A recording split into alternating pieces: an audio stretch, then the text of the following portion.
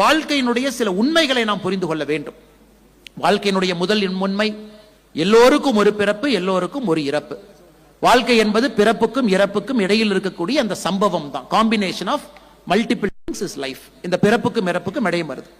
இப்ப நமக்கு எல்லாருக்குமே தெரியுது, நான் இறந்து விடுவேன் அப்படின்னு தெரியுது. I will tie one day நமக்கு தெரியுது. 60 வயசுக்கு இன்னைக்கு நம்ம மேல வாழ ஆரம்பிக்கிறோம்னா, என்னுடைய தலைமுறை, என்னோட ஏஜ்ல இருக்கக்கூடியவங்களுக்கு 40% ப்ராபபிலிட்டி நமக்கு பார்க்கின்சன்ஸ் வந்துடும். 40% ப்ராபபிலிட்டி. இன்னைக்கு பார்க்கின்சன்ஸே பாத்தீங்கன்னா இந்த டைப் 1 டயபெட்டிஸ், டைப் 2 டயபெட்டிஸ் என்று சொல்வதை விட டைப் 3 டயபெட்டிஸ் சொல்றாங்க. இருக்கக்கூடிய ஸ்ட்ரெஸ், பொல்யூஷன், என்விரான்மெண்டல் நாய்ஸ். இந்த ஜெனரேஷன்ல நாமெல்லாம் 2060, 70 வரும் பொழுது, 60 ஆண்டுகளை தாண்டும் பொழுது 40% கண்டிப்பா பார்க்கின்சன்ஸ் வந்துடும். மறந்துடுவோம், நமக்கு தெரியாது. 80 வயசை தாண்டும் போது ஆய்வு சொல்லுது, நிச்சயமா 60% மக்களுக்கு பார்க்கின்சன்ஸ் வந்துடும். அப்படி நீங்க பாத்தீங்கன்னா நம்முடைய லைஃபே ரொம்ப லிமிட்டட் தான். லைஃபே ரொம்ப லிமிட்டட். ப்ரொடக்டிவ் லைஃப் அப்படின்னு பாத்தீங்கன்னா 20 ஆண்டு, 30 ஆண்டு, 40 ஆண்டு, 50 ஆண்டு, 60 ஆண்டு, மிஞ்சி மிஞ்சி போனா 70 ஆண்டு. 50 ஆண்டு காலம் மட்டும்தான் நம்முடைய ப்ரொடக்டிவான லைஃப். அதற்கு மேல இட்ஸ் எ ஜெனட்டிக் கிஃப்ட். அப்பா அம்மாக்கு சுகர் இல்ல, எனக்கு சுகர் வருவதற்கான வாய்ப்பு கொஞ்சம் குறைவு. அப்பா அம்மாக்கு பிளட் பிரஷர் இருக்கு, 20% எனக்கும் பிபி வர்றதுக்கான வாய்ப்பு. குடும்பத்துல யாரோ ஒருத்தர் கேன்சர் வந்திருக்கு, 25% ப்ராபபிலிட்டி நமக்கும் கேன்சர் வருவதற்கான வாய்ப்பு. Genetic lottery. இந்த புரிதல் நம்ம நிறைய பேருக்கு வர்றதில்லை. இந்த புரிதல் இல்லாதனால என்ன ஆகுதுனாங்க, ஈகோ வந்துருது, ஆங்காரம் வந்துருது. பெர்மனண்டா நாம வாழ போறோம்னு நினைக்கிறோம்.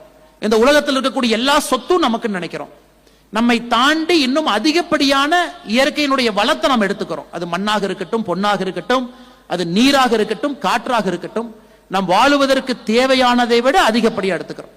ஆனால் நான் எப்பொழுதும் எல்லோருக்கும் சொல்வது, தலைமை பண்புடைய ஒரு முக்கியமான அடிப்படை இலக்கணம் என்பது நமக்கு புரிதல் வர வேண்டும். நாம் இறக்க போகின்றோம் என்கின்ற புரிதல். அதுவும் 50 வயசை தாண்டிட்டோம் அப்படின்னா நாம் சொல்லுவோம், ஐ மூவிங் டுவர்ட்ஸ் கிரேவ் என்று சொல்லுவோம். 50 வயசு நம்ம தாண்டிட்டோம்னா நம்முடைய கல்லறையை நோக்கி நம்முடைய பயணத்தை ஆரம்பித்திருக்கின்றோம். இந்த புரிதல் வரும் பொழுது நம்முடைய வாழ்க்கையை நாம் வேற மாதிரி பார்ப்போம். மற்றவங்களுக்கு விட்டு கொடுக்கணும்னு பார்ப்போம், அடுத்த தலைமுறையை வளர்த்த முடியுமான்னு பார்ப்போம், அடுத்தவங்களுக்கு நாம் வாழும் பொழுது என்ன செய்ய முடியும் என்று பார்ப்போம். இது மிக மிக முக்கியம். இன்னைக்கு நான் பிலாசபிக்கலா எதுவும் பேசலீங்க, ரொம்ப முக்கியம். இறப்பு என்பது நிச்சயிக்கப்பட்ட ஒன்று என்பது நம்ம எல்லோரும் மறந்துடுறோம். இந்த வாழுகின்ற அவசரத்தில் அதை பத்தி நம்ம பார்க்கறதே கிடையாது. அதனால் நிறைய விஷயங்கள், சின்ன சின்ன சண்டைகள்.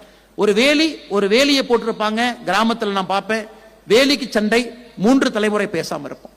சின்ன ஒரு மன கஷ்டத்தில் இருப்போம், மனஸ்தாபத்தில் இருக்கும், 2 தலைமுறை பேசாம இருப்போம். அவங்க பத்திரிகை ஒண்ணு கொடுக்காம இருப்பாங்க, அதற்காக 4 தலைமுறை மாறி மாறி பத்திரிகை கொடுக்காம இருப்பாங்க. இந்த வீட்டினுடைய சுபகாரியத்திற்கு 2 வீடும் கூப்பிடாம இருப்பாங்க. இதே நாம் எல்லோரும் இறக்க போகின்றோம். 50 ஆண்டுகளுக்கு மேல கல்லறையை நோக்கி போறோம். 60 வருஷத்துக்கு மேல பார்க்கின்சன்ஸ் ப்ராபபிலிட்டி வெரி ஹை. நம்ம ஜெனட்டிக் லாட்டரியில தான் வாழ்ந்து கொண்டிருக்கின்றோம் என்கின்ற உண்மை வந்துவிட்டால் நாம் வாழுகின்ற வாழ்க்கையினுடைய அர்த்தமே மாறிவிடும். அதுவும் ஒரு தலைமை பண்பனுடைய மிக மிக அடிப்படை இலக்கணம். இன்னைக்கு ரொம்ப பெருசா பேசலாங்க. இங்க பாருங்க, டாட்டாவை பாருங்க, அம்பானியை பாருங்க, பிர்லாவை பாருங்க, அவங்க சம்பாதிக்கிறத பாருங்க.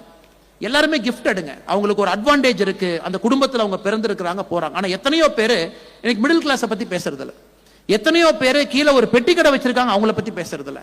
எல்லோரிடமும் தலைமை பண்பு இருக்கு. எண்ட் ஆஃப் தி டே அவங்களுடைய வாழ்க்கை சந்தோஷமாக, பீஸ்ஃபுல்லா, ஹாப்பியா, மற்றவர்களுக்கு பயன்படுற மாதிரி அவங்க வாழ்க்கை வாழ்ந்துட்டாங்கன்னா that is a very fulfilling life. இந்த லீடர்ஷிப்னுடைய அடிப்படை பிரச்சனையே ரொம்ப காஸ்ட்லியா கொடுத்து ஒரு எஜுகேஷன் படிச்சுட்டு பெரிய பெரிய நிறுவனத்தில் போய் தலைமை பொறுப்புல ஜாயின் பண்ணிட்டு அதை வைத்து இந்தியாவில் இருக்கக்கூடிய 99% மக்களுக்கும் நம்ம படம் பிடிச்சு காட்டுறோம். எப்படி இன்னைக்கு எல்லாருமே சொல்லுவாங்க, குழந்தைகள் நிறைய இருக்காங்க, Winston Churchill is a great leader அப்படின்னு. ஆனா எத்தனை பேருக்கு தெரியும், வின்ஸ்டன் சர்ச்சிலுடைய கொள்ளு தாத்தா எம்பியா இருந்தாரு, வின்ஸ்டன் சர்ச்சிலுடைய தாத்தா எம்பியா இருந்தாரு, வின்ஸ்டன் சர்ச்சிலுடைய அப்பா எம்பியா இருந்தார், வின்ஸ்டன் சர்ச்சில் எம்பியா இருந்தார், வின்ஸ்டன் சர்ச்சில் பையன் எம்பியா இருந்தார், வின்ஸ்டன் சர்ச்சிலுடைய பேர எம்பியா இருக்காரு, வின்ஸ்டன் சர்ச்சிலுடைய கொள்ளுப்பேரனும் அரசியல் இருக்காங்க. So Winston Churchill great man, டவுட்டே இல்லை.